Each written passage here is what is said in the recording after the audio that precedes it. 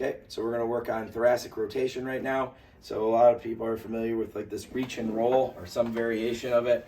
So if you're in this fetal position, you're kind of like rowing back and forth, or like I think of like a bow and arrow coming across like this. So I like to think of it, rather than reach and roll, I want to think of like roll and reach, because you want to use your core and you want to use your thoracic spine and ribs to really control the movement, not your arm.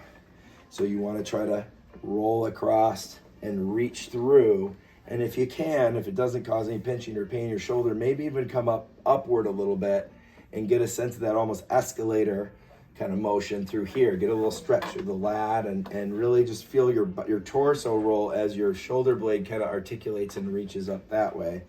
And you can kind of pull back a little bit and make sure you're following your hand with your head as well, because it really helps to get your spine moving from the upper part down.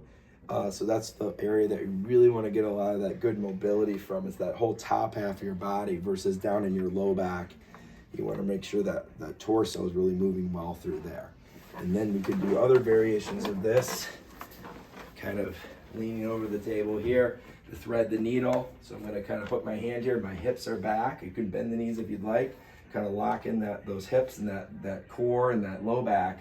And again, follow my hand with my head and kind of coming through and rolling this way, dropping my shoulder down towards the table, just not forcing anything, but guiding it through that stretch. Maybe even exhale as you go to tuck those ribs out of the way. Breathe in, breathe out, right? And then shift over to the other side. Breathe out, breathe in, breathe out, breathe in. And then lastly, we're gonna use the wall over here.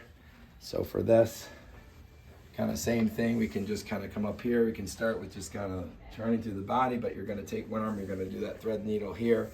And if you want to, you can kind of turn your whole body this way, or even just keep your feet and rotate through your torso. If you lock your knees in kind of that kind of semi-squat position, you can really, really isolate that torso and that movement through there.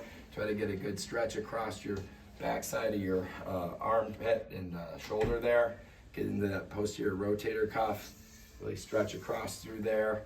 Another thing to think about with this is how the collarbone has to be able to move back and forth across your body, so you can get your fingers there and kind of guide that and stretch through those tight tissues there as you move in those motions there.